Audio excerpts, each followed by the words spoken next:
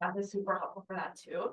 I know I've had instances where I've had a support staff just come in and be sort of an outside perspective if campers are having problems with each other, and it just helps them to understand how their actions are impacting other people, and that's super helpful.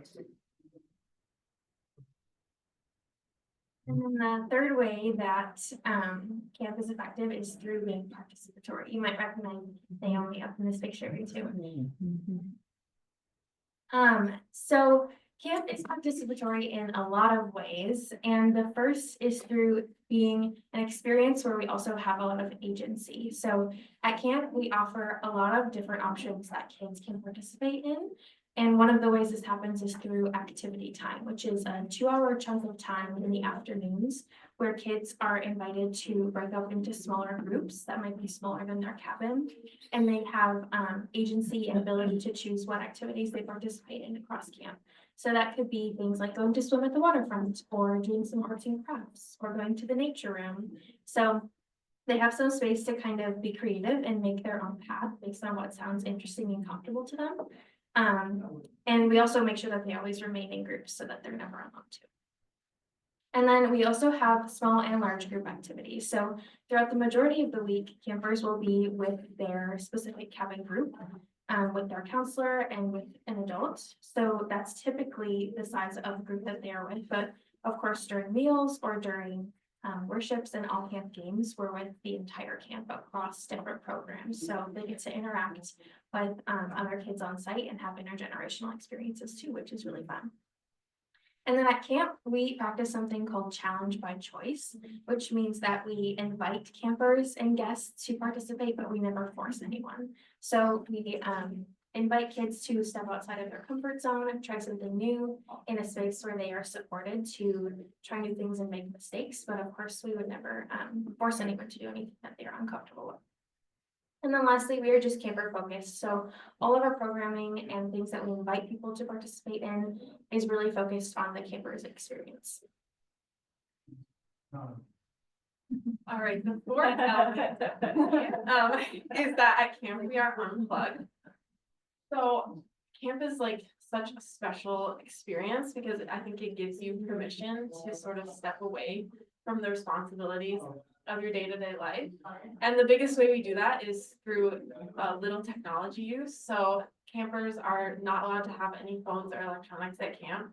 Family camp, you're allowed, but we encourage you to, take time to stay off of your phones and just engage with the people around you and engage in nature. And that's also really powerful and nice for our staff because we aren't, we're so used to just sitting on our phones all day. So it's nice for us to like connect with our fellow staff and connect with our campers and be really intentional about that.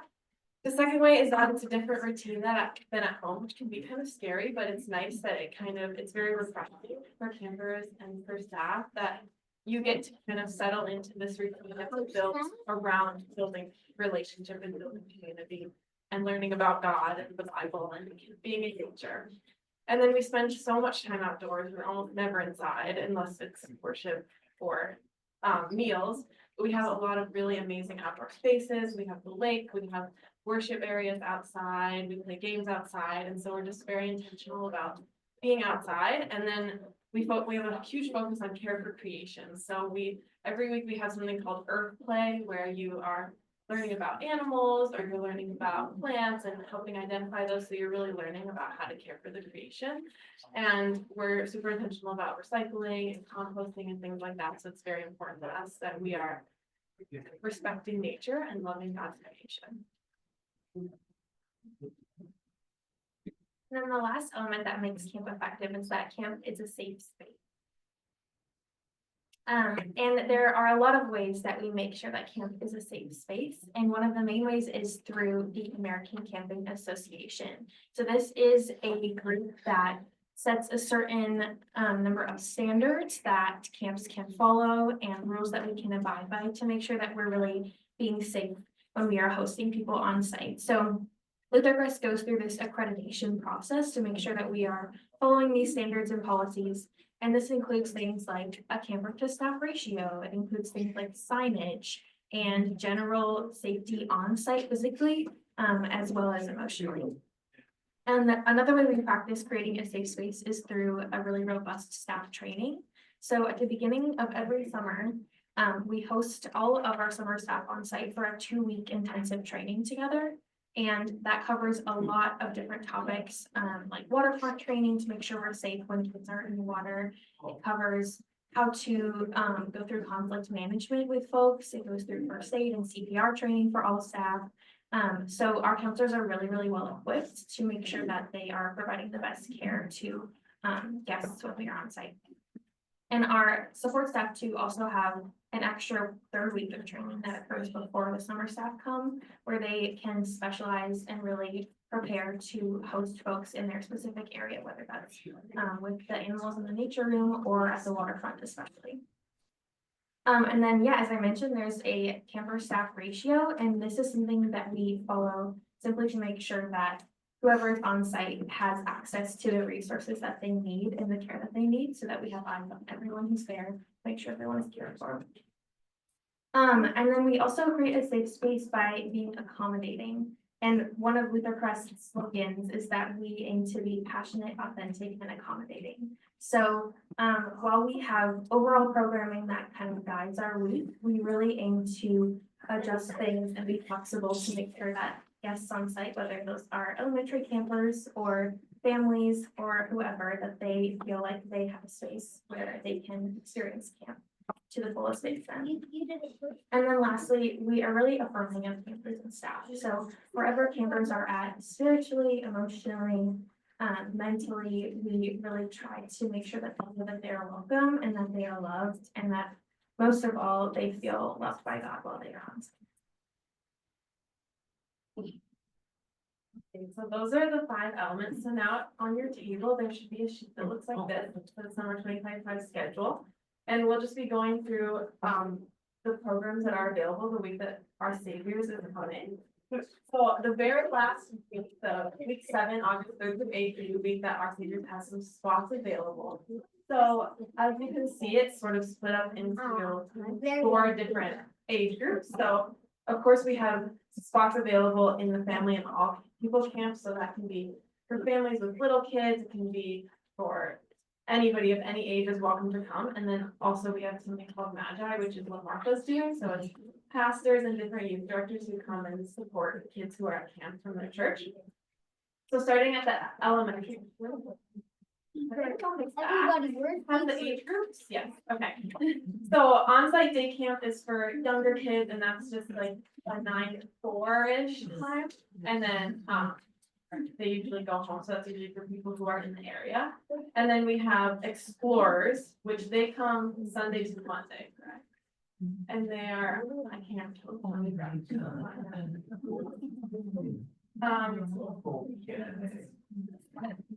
Just the one night, yes, it's like a 24-hour sort of thing. So that's for kids who have finished K-2, and they usually come with parents. And so it's one kid, one parent, they stay in a cabin together. And then Seekers is Tuesday to Friday. And so that's usually, grades 2nd through 4th, and so they come for just part of the week. So the full week camp, starting with elementary, is Leapers. So they come for the entire week. That's from grades 3rd through 6th, and they just do regular programming. They're in a cabin group. And then Witnesses is middle school, so that's from 6th through 9th. And that's Witnesses is where you start to do, like, you get to do high ropes and go up in the treetops. You get to go on camp out, so they can move to like a park and they sleep in tents for one of the night. And so that's when you start to do a little more like fun stuff. And then we have also a high school program called Proclaimers, which is only offered the last week of the summer. And that's just basically camp for older high school kids. So that's grades 9 through 12. Other weeks of the summer, we have a program called Blazers, where they get a little more responsibility. They get to help cabins with Bible dives, and they get to help hand out snack and things like that. For Proclaimers, it's strictly just for high schoolers who want to go to camp.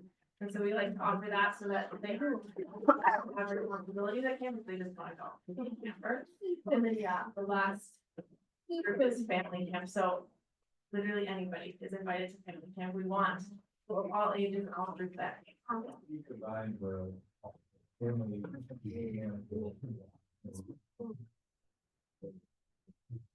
and Actually, wondered about that.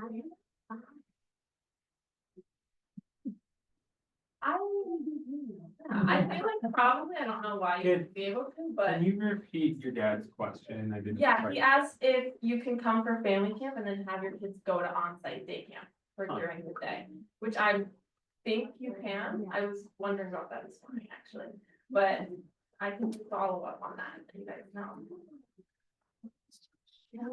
Have time for questions?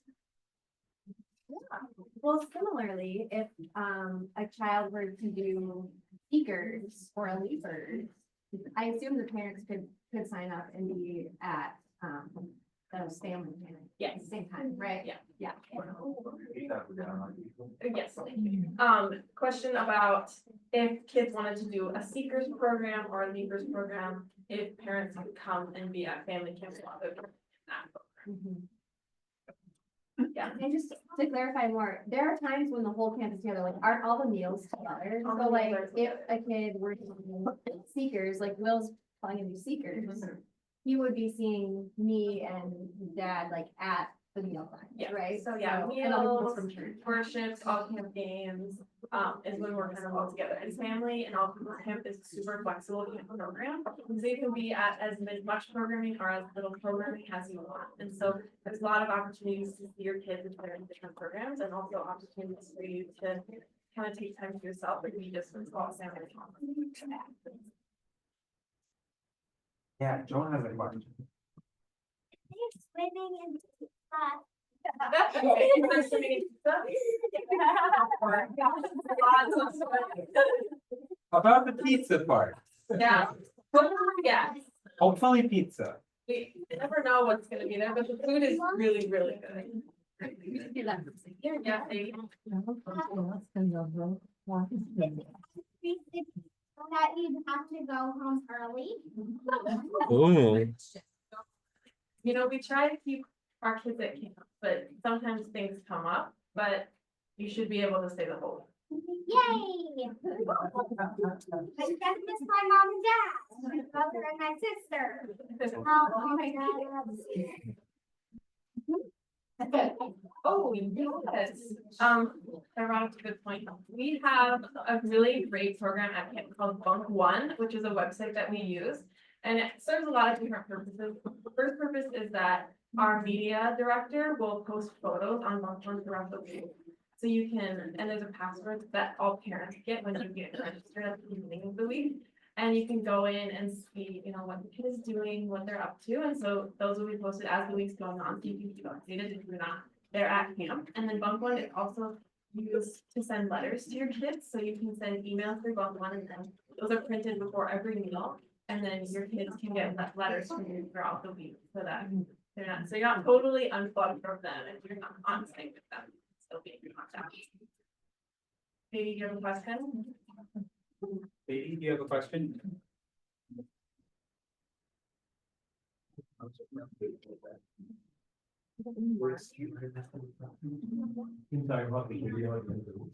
Yeah, the video at the end of the week. So yeah, so our media director is posting on Bone throughout the week, but then also by the end of the week, she will put together a video with songs from the week that we've sung and pictures and videos from all the different things. So that's usually about the video. And so that's super fun at the end of the week, at the last one, we all watch it with all the kids and they love to look at all the things they've done.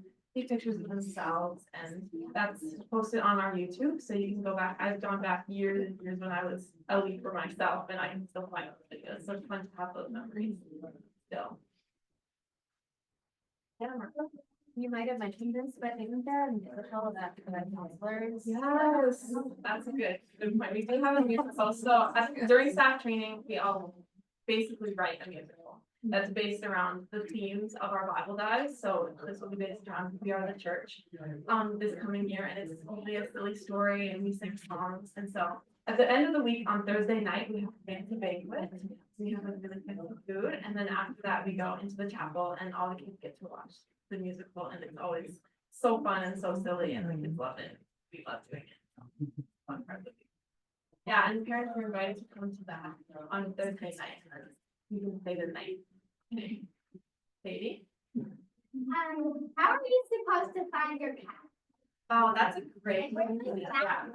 So when you arrive at camp, we're all gonna be jumping around for joy that you're there. And when you get out of your car, someone's gonna be there to greet you. And they're gonna ask you your name and they're gonna guide you into the dining hall where we do registration. So we'll walk you to the dining hall and then you'll go through registration with our coordinators. And they'll let you know where your cabin is. If you have any questions, you can ask them and they'll let you know who your counselor is. And then once you've gotten registered, your counselor will come and find you in the dining hall and they will help you unload your car and get you moved into your cabin. So there'll be staff the whole way helping guide you so that you're all moved in and you're in the right place. Yeah. The second part of her question, which is really important too, is where are the bathrooms? Oh, that is a really good Right? question. So our cabins are very, very nice. They all have private bathrooms. What? And they're air conditioned, so we're very. So they're always in bathrooms and showers in your cabins, and then they're all spread out around camp, so there's always places you can go to the bathroom. So don't fret about that. Okay, so I don't need to leave my cabin to go to the bathroom. No, in the middle of the night, you don't have to do that. That's a big I deal. did when I was a kid. Now we.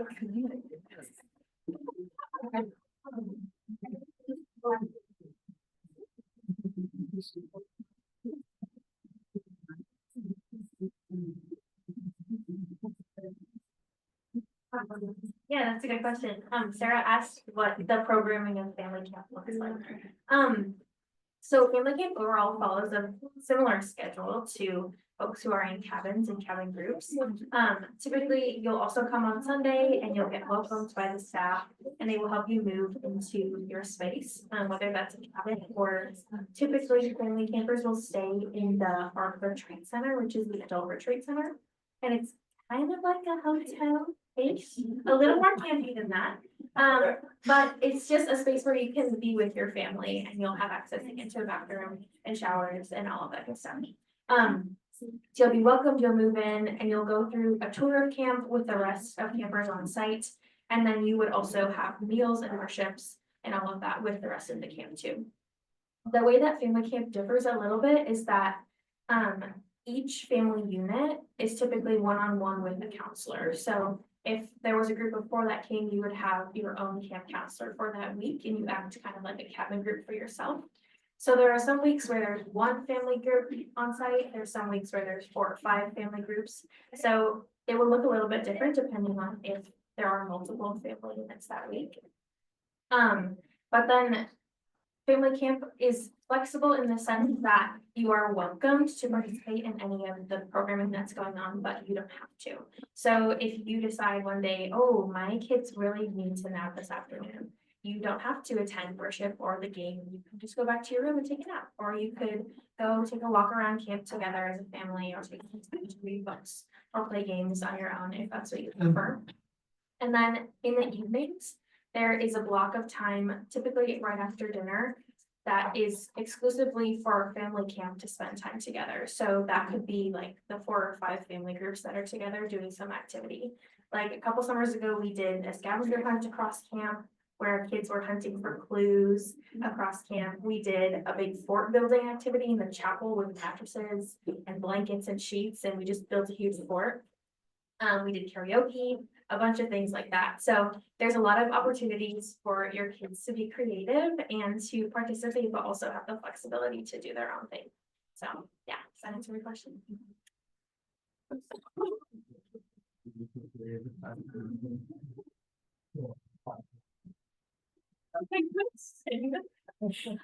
Yes, we can do that too. There's yeah, a lot of flexibility. So we've done things like often during the Bible study time, we'll take a group of kids and we'll take the adults, and the adults can do a Bible dive and the kids can do a Bible dive. Or you can do it all together depending on what you prefer. But yes, there are also times when we take the kids to go swimming or take them to go play a game, or the parents can take a nap or rest or whatever. So yeah.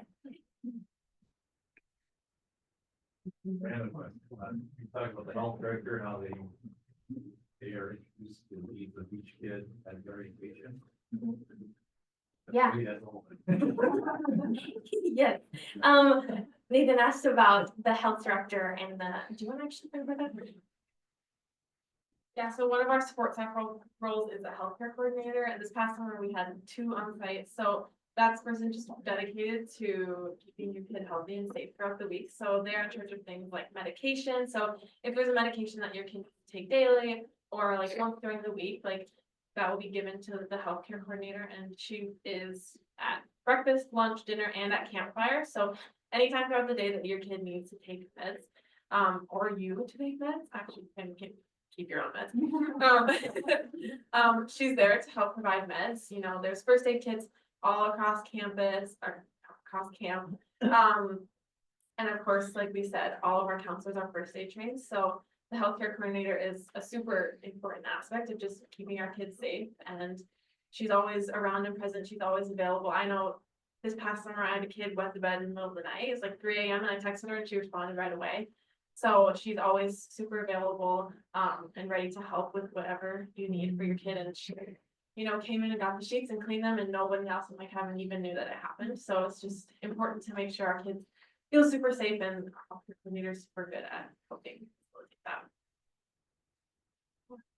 Are there zebra mussels in the lake? And if so, how do you manage that? Yes, zebra mussels, that's a fun part of it. We do have zebra mussels in the lake. I have been cut by them when I was a camper. It's okay, but we do require everyone who goes in the lake to wear water shoes. So whether that's chocolate sandals or water shoes, we ask that you wear those just to keep your feet safe while you're in there. But yeah, when you're wearing shoes, it's not really a problem, but we do deal with zebra mussels. And at the beginning of the week, all the kids go on something called tour orientation. So they stop by some of the big spots on camp. And so at the waterfront, they'll learn from our waterfront coordinator about how to stay safe in the water with things like water shoes, sunscreen, life jackets, and things like that. And also with the waterfront, all the kids are required to take a swim test at the beginning of the week if they want to be able to swim in the deep end without a life jacket. So we take water safety very seriously at Luther Crest. Little safety. Actual safety kids are going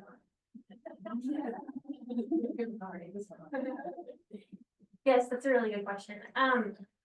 Again, at the beginning of the week, when we are going through and talking about all of the things that are at camp, when we get to the healthcare section, we state that we really want campers to be able to talk with their counselors about anything that's on their mind, whether that's, oh, I'm really, really missing home, or I can't poop this week, or I feel unsafe, you know?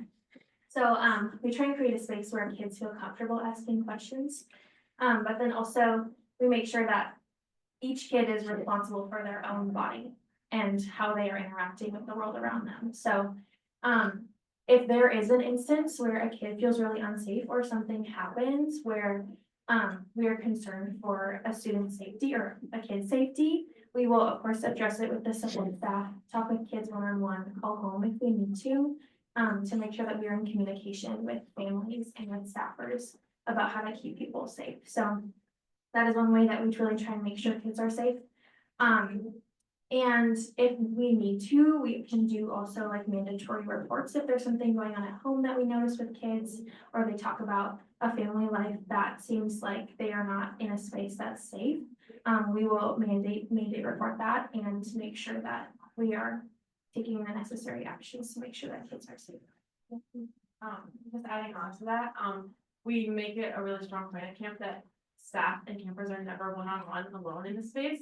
So we make sure there's always a few campers or a few staff members, or that we're in a group setting, so that that's not even a chance, that there's always a group and a community. Always, and so that there's never one-on-one alone in your cabin or anything like that. And then one other thing I wanted to mention too is at Luther Crest, we're really intentional about the pronouns that we use and the way that we address campers and staff, as well as the way that we talk about God. So whether that's with the songs that we are singing, we try and use gender neutral language, or by asking if people would like to share how they would prefer to be addressed, so that we're using the correct names and the correct pronouns for. So. Yeah. Good question. Did that answer enough? Yeah, I was mostly worried about the one-on-one and Yeah. a lot of kind of structural things that we can do. Yes. Okay. It's important to have. That's a good question.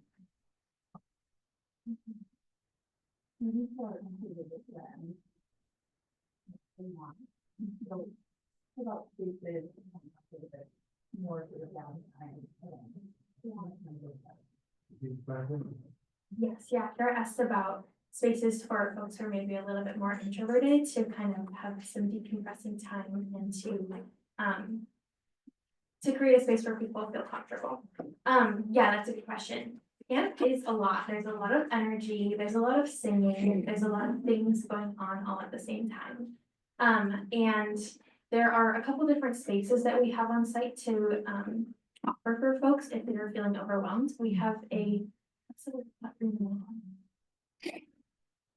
there's a room, I don't remember, oh, the sensory room in the dining hall. And it's a space that we have, so it's in a common area, but if a camper needs to go in there for a second, we can go in there with 2 staff members and a camper. And it's a space with no windows and there's some like fidget toys for them. It's really like soundproof, so it's a space where they can get away from the noise for a second, which I think is really good for a lot of people, and that can be for kids or for adults if you just need access to that space. And then also we have fidgets, often counselors will have fidgets with them too if kids need to access fidgets. And then at the beginning of the week, we do this little skit for campers that's called Excited Camper and Nervous Camper. And not that introverted always means nervous, but in that skit, we talk about how everybody comes to camp at a really different place. And some kids have been there for 5 years and they're so excited and they know the schedule and they know their friends. And some kids have never done camp before. And so we talk about wherever you're at, you're welcome here and it's okay to have all or none of those feelings. And oftentimes we'll have everybody who's in the chapel close their eyes and we'll say, raise your hand if you're nervous or raise your hand if you're feeling excited. And often everybody's hand goes up for both counselors and campers. So yeah, we really, right at the beginning, try to acknowledge the fact that kids might be coming. Also, every day after lunch, we have something called siesta, which is just an intentional time in your cabin. It's like 20 to 30 minutes where it's just quiet and you can nap, you can read, you can make friendship bracelets, whatever you want, but that's just the time to kind of calm down. And then we also have a space in the Arts and Crafts Center. So during activity time, if your kid just wants to go sit on a couch and make a bracelet or paint something, we have a chillax area in Arts and Crafts that's quiet and there's bean bags and different couches and things. So there's different spaces and we try to be super accommodating if your kid just needs a second. But there's opportunities and spaces like that. Is it true that the camp is really open, so when there's not programming in the chapel or other areas, you can go in there and just sit and pray or rest? Yeah, it's super open. There's, especially during activity time, there's a lot of different spaces that you can be. And of course, we have a lot of outdoor spaces too, for wherever you need to be. And counselors can also, or support staff can be with campers if they need a second while there's large group activities going. I have a couple questions, but sort of related to what you were saying. I know that we can't go this year due to it's not working for us, but I know that on my kids in particular, loud worship can be really hard. Is it also okay to take a break or be on the edges during worship, or would people pressure a camper to participate in worship? That's a good question. The question was, is there pressure to participate during loud worship, especially when kids get overstimulated? No pressure at all. Like, again, we do challenge by choice. So if you need a second to step away, we totally accept that. There's also, what is it called? An area in the back of the chapel where you can kind of go sit. That's a little bit away from all the noise, and there's a couch in there, places to sit. So of course, if you need to go sit there for a second, that's totally fine. We try to be super accommodating for anything that kids need. So we have a lot of spaces and opportunities for kids if they need a second, because it gets loud, and even sometimes I get overwhelmed and just need a second. And then my other question was, so my information is very dated, but when I was in college and my friends were working at church camps, the reason that I refused to work at a church camp is many of them would tell counselors that you couldn't explicitly say your affirming things, that you had to be neutral about it. So I looked at Luther Crest's website and I didn't have policy on the website that was specific enough for me. So I'm curious about that, as well as is there anything else that you're told as a counselor, you're not allowed to take a position on this, or you have to theologically promote a certain view? Yeah, that's a really good question. This is a really good question. Hannah asked about using queer affirming language versus gender neutral language and kind of the training that staff also go through on site. I would say, I think Luther Crest has come a long way in the past couple of years. I remember when we were campers, I would say there was a lot more gender neutral language than affirming, queer affirming language. And I think staff now have a lot more conversations, especially during training week, about how to use not just gender neutral, but affirming language for kids and for people who are on site. So I would say that Luther Crest overall is really, really good about that. I think,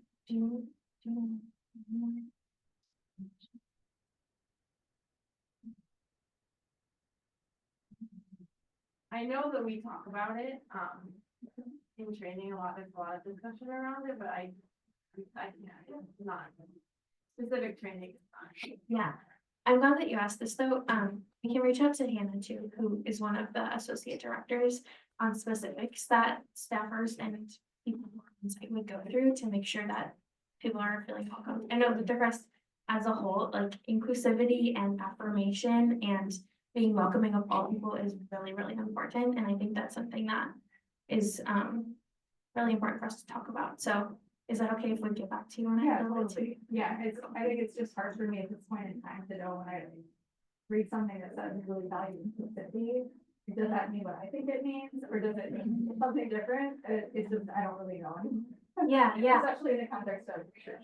right, So, yes. Yeah, that's a good question. I thought of one other thing too. During Bible dives and Bible studies, when we're talking about faith and things that we believe, overall Luther Crest, I think, really leans towards asking kids to wonder with them about the way that they see the world. So less like, here's exactly what you should believe and here's what's right and what's wrong, but more, here's a story we're gonna read together. Like, how do you think that you see God active in your life? Or what does that mean for you? So of course, we really try to instill the idea that God is loving and God is accepting and everyone is welcome, of course. And also, I think that wondering and helping kids come to conclusions too is really important to the process. Gonna have some concrete follow-up to that. A year or two ago, I was a chaperone for the Project Success, middle school canoe trips. And like, we went up in a bus of 60 campers for the week and then split up into different canoe groups. And Project Success put the whole thing together to include a couple of non-binary adult chaperones and one group of canoeists who were like, and I'm embarrassed I don't have the language solidly, but we're affirming the composition of the group. And I don't know if you ever offered that kind of experience or, you know, Yeah. campers?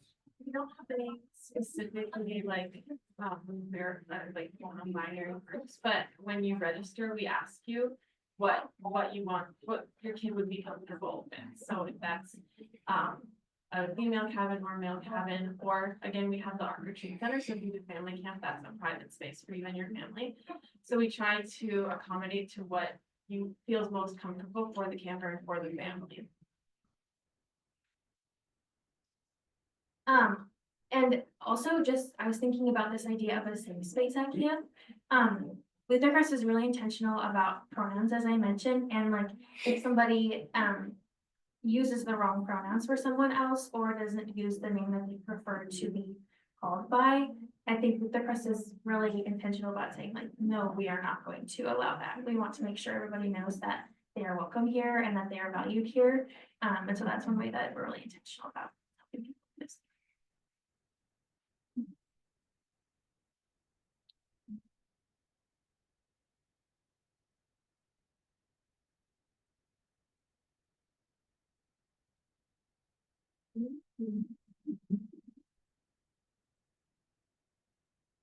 We'll be around during coffee hour too, so if you have questions you want to ask either of us individually or we're around. We have a bunch of resources up here too. There's some treats if you want to laugh and happy for you or your kids.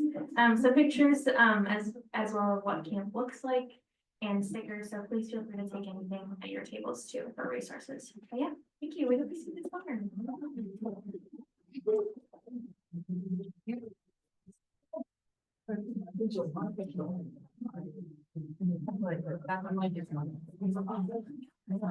But, you know, in the narrative, I-